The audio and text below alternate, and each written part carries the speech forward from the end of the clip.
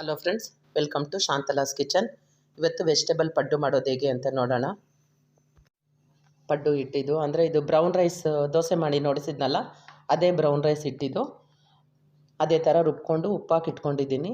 Same quantity ನುಣ್ಣಗೆ ರುಬ್ಕೊಂಡು ಇಟ್ಕೊಂಡಿದ್ದೀನಿ.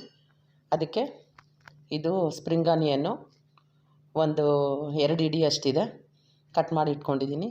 ಒಂದು ಕ್ಯಾರೆಟ್ ತುರಿದು ಇಟ್ಕೊಂಡಿದ್ದೀನಿ. ಶುಂಠಿ ಇದು ಆಪ್ಷನಲ್ಲು, ಸ್ವಲ್ಪ ಒಂದು 2 ಇಂಚಷ್ಟು ಸಣ್ಣದಾಗಿ ಕಟ್ ಮಾಡಿ ಇಟ್ಕೊಂಡಿದ್ದೀನಿ. ಒಂದು ದೊಡ್ಡ ಈರುಳ್ಳಿ, ಮೆಂತ್ಯ ಸೊಪ್ಪು, ಇಷ್ಟು ವೆಜಿಟೇಬಲ್ಸ್ ಹಾಕಿ ಹಿಟ್ಟು ಜೊತೆ ಪಡ್ಡು ಮಾಡಿದ್ರೆ ತುಂಬ ಚೆನ್ನಾಗಿರುತ್ತೆ. ಟೇಸ್ಟ್ ಕೂಡ, ಹೆಲ್ತ್ ಕೂಡ ತುಂಬ ಒಳ್ಳೆಯದು. ಮಕ್ಕಳು ಹಂಗೆ ವೆಜಿಟೇಬಲ್ ತಿನ್ನು ಅಂದರೆ ತಿನ್ನೋದಿಲ್ವಲ್ಲ, ಇದು ಈಸಿ ಮೆಥಡು ತಿನ್ನಿಸೋದಕ್ಕೆ. ಆಮೇಲೆ ಎಣ್ಣೆಯಲ್ಲಿ ಈ ವೆಜಿಟೇಬಲ್ಸ್ ಎಲ್ಲ ಸ್ವಲ್ಪ ಲೈಟಾಗಿ ಫ್ರೈ ಮಾಡ್ಕೊಳ್ಳೋಣ. ಫ್ರೈ ಮಾಡ್ಕೊಂಡು ಹಿಟ್ಟು ತಣ್ಣಗಾದ್ಮೇಲೆ ಹಿಟ್ಟು ಜೊತೆ ಮಿಕ್ಸ್ ಮಾಡಿ ಪಡ್ಡು ಮಾಡೋದು. ಕಡಾಯಲ್ಲಿ ಒಂದು 2 ಸ್ಪೂನಷ್ಟು ಎಣ್ಣೆ ಹಾಕಿದ್ದೀನಿ. ಎಣ್ಣೆ ಕಾದ್ಮೇಲೆ ಫಸ್ಟು ಕಡಲೆಬೇಳೆ ಹಾಕ್ಕೊಳ್ಳೋಣ.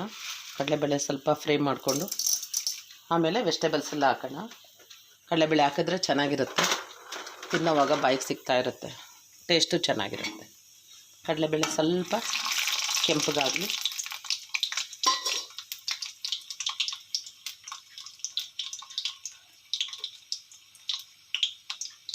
ಇಷ್ಟು ಸೊಪ್ಪು ವೆಜಿಟೇಬಲ್ಸ್ ಎಲ್ಲ ತಿನ್ನಬೇಕು ಅಂದರೆ ಮಕ್ಳಿಗೆ ಅಷ್ಟು ಇಷ್ಟ ಆಗೋಲ್ಲ. ಇದಾದರೆ ಬೋಂಡ ಥರ ಇರುತ್ತೆ, ತಿಂದುಬಿಡ್ತಾರೆ ಈಸಿಯಾಗಿ.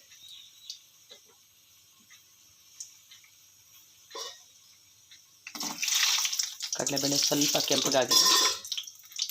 ಫಸ್ಟು ಶುಂಠಿ ಹಾಕ್ತೀನಿ,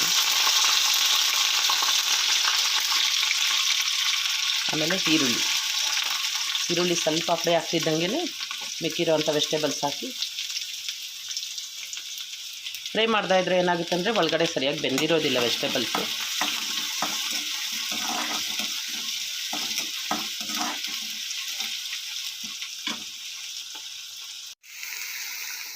ಈರುಳ್ಳಿ ಫ್ರೈ ಆಗಿದೆ. ಇವಾಗ ಸ್ಪ್ರಿಂಗ್ ಆನಿಯನ್ಸ್ ಹಾಕ್ಬಿಡೋಣ. ಆಮೇಲೆ ಮೆಂತ್ಯ ಸೊಪ್ಪು, ಲಾಸ್ಟಲ್ಲಿ ಕ್ಯಾರೆಟ್ ಹಾಕೋಣ. ಇದೊಂದು ಸರಿ ಈ ಥರ ಕಲಿಸ್ಬಿಟ್ಟು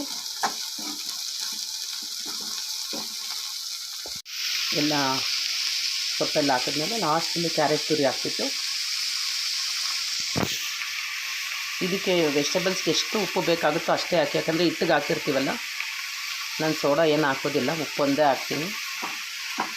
ಈ ಥರ ಸ್ವಲ್ಪ ಫ್ರೈ ಮಾಡಿಕೊಂಡು ತಣ್ಣಗಾದ್ಮೇಲೆ ಹಿಟ್ಟಿನ ಜೊತೆ ಕಲಸೋಣ. ಈ ಥರ ಚೆನ್ನಾಗಿ ಫ್ರೈ ಆಗಿದೆ. ಇವಾಗ ಸ್ಟವ್ ಆಫ್ ಮಾಡಿಬಿಟ್ಟು ಒಂದು 5 ನಿಮಿಷ ಬಿಟ್ಬಿಡೋಣ. ಫುಲ್ ತಣ್ಣಗಾದ್ಮೇಲೆ ನೋಡಿ, ಈ ಥರ ಚೆನ್ನಾಗಿ ಫ್ರೈ ಆದಮೇಲೆ ಸ್ಟವ್ ಆಫ್ ಮಾಡಿಬಿಟ್ಟು ಒಂದು 5-10 ನಿಮಿಷ ಬಿಟ್ಬಿಡೋಣ. ಫುಲ್ ತಣ್ಣಗಾದ್ಮೇಲೆ ಹಿಟ್ಟಿನ ಜೊತೆ ಮಿಕ್ಸ್ ಮಾಡಿ ಪಡ್ಡು ಹಾಕೋಣ. ನಾನಿವತ್ತು ಮೆಂತ್ಯ ಸೊಪ್ಪು ಹಾಕಿದ್ದೀನಿ. ಪಾಲಕ್ ಹಾಕ್ಬೋದು, ನುಗ್ಗೆ ಸೊಪ್ಪು ಹಾಕ್ಬೋದು, ಯಾವ ಸೊಪ್ಪಾದರೂ ಹಾಕ್ಕೋಬೋದು. ಈ ಥರ ಕ್ಲೀನಾಗಿ ಕಲಿಸ್ಬಿಟ್ಟು ಪಡ್ಡು ತವ ಚೆನ್ನಾಗಿ ಬಿಸಿ ಆದಮೇಲೆ ಎಣ್ಣೆ ಹಾಕ್ಬಿಟ್ಟು ಇದನ್ನು ಪಡ್ಡು ಥರ ಹಾಕೋದು. ಸ್ಟವ್ ಮೇಲೆ ಪಡ್ಡು ತವ ಇಟ್ಟಿದ್ದೀನಿ. ತವ ಚೆನ್ನಾಗಿ ಕಾದ್ಮೇಲೆ ಸ್ವಲ್ಪ ಎಣ್ಣೆ ಹಾಕ್ಕೊಂಡು, ಎಣ್ಣೆ ಸ್ವಲ್ಪ ಕಾಯ್ತಿದ್ದಂಗೆ ಪಡ್ಡು ಹಾಕ್ಬಿಡೋಣ. ಇದಕ್ಕೆ ಸ್ವಲ್ಪ ಎಣ್ಣೆ ಹಿಡಿಸುತ್ತೆ, ಇಲ್ಲಾಂದರೆ ಚೆನ್ನಾಗಿ ಬೇಯೋದಿಲ್ಲ. ತವ ಬಿಸಿ ಇರುತ್ತೆ, ಅದರಿಂದ ಎಣ್ಣೆ ಹಾಕ್ತಿದ್ದಂಗೆ ಆಟೋಮೆಟಿಕ್ ಬಿಸಿ ಆಗುತ್ತೆ. ಈ ಥರ ಫುಲ್ಲು ಫಿಲ್ ಮಾಡಬೇಡಿ, ಮುಕ್ಕಾಲಷ್ಟು ಹಾಕಿ ಸಾಕು. ಎಲ್ಲ ಹಾಕ್ಕೊಂಬಿಟ್ಟು ಒಂದು ಪ್ಲೇಟ್ ಮುಚ್ಚಿಬಿಡೋಣ. ಫುಲ್ ಮಾಡಿದ್ಮೇಲೆ ಒಂದು ಪ್ಲೇಟಿಂದ ಮುಚ್ಚಿಬಿಡಿ. ಒಂದು 2 ಮಿನಿಟ್ಸು ಮೀಡಿಯಮ್ ಫ್ಲೇಮಲ್ಲೇ ಬೇಯಲಿ. 2 ಮಿನಿಟ್ಸ್ ಆಗಿದೆ, ಪ್ಲೇಟ್ ಮುಚ್ಚಿದ್ವಲ್ಲ, ತೆಗೆದು ನೋಡೋಣ. ಎಲ್ಲ ಈ ಥರ ಗೋಲ್ಡನ್ ಕಲರ್ ಬಂದಿರುತ್ತೆ. ಎರಡೂ ಕಡೆ ಇದೇ ಥರ ಬೇಯಿಸ್ಕೊಳ್ಳೋಣ. ಎಲ್ಲ ತಿರುಗಿಬಿಟ್ಟು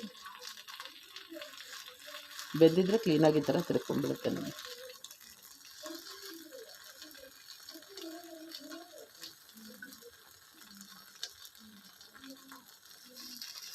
ಎಲ್ಲ ಈ ಥರ ತಿರುಗಿಸ್ಬಿಟ್ಟು ಎರಡೂ ಕಡೆ ಆದಮೇಲೆ ಡಿಶ್ ಔಟ್ ಮಾಡ್ಕೊಂಡು, ಎರಡೂ ಕಡೆ ಈ ಥರ ಕ್ಲೀನಾಗಿ ಬೆಂದಿದೆ ನೋಡಿ. ಇವಾಗೆಲ್ಲ ಸರ್ವಿಂಗ್ ಪ್ಲೇಟಿಗೆ ತೊಗೊಳೋಣ.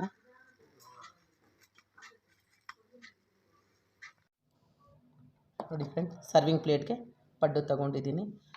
ಬಿಸಿ ಬಿಸಿ ಪಡ್ಡು ಮೇಲೆ ತುಪ್ಪ ಹಾಕ್ಕೊಂಡು ತಿನ್ಬೋದು. ಕಾಯಿ ಚಟ್ನಿ, ಎಲ್ಲ ವೆಜಿಟೇಬಲ್ಸು ಹಾಕಿದ್ದೀವಿ.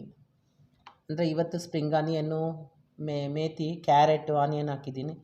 ನೀವು ಪಾಲಕ್ ಹಾಕ್ಕೋಬೋದು, ಸಬ್ಸಿಗೆ ಸೊಪ್ಪು ಹಾಕ್ಕೋಬೋದು, ಆಮೇಲೆ ಕ್ಯಾಪ್ಸಿಕಮ್ ಹಾಕ್ಕೋಬೋದು, ಬಟಾಣಿ ಕೂಡ ಹಾಕ್ಕೋಬೋದು.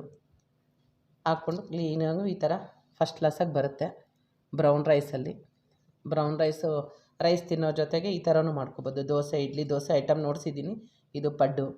ನೀವು ಮನೇಲಿ ಮಾಡ್ಕೊಳ್ಳಿ. ನನ್ನ ಚಾನಲ್ನ ಸಬ್ಸ್ಕ್ರೈಬ್ ಮಾಡಿ, ಲೈಕ್ ಮಾಡಿ, ಶೇರ್ ಮಾಡಿ. Thank you friends. ನಮಸ್ಕಾರ.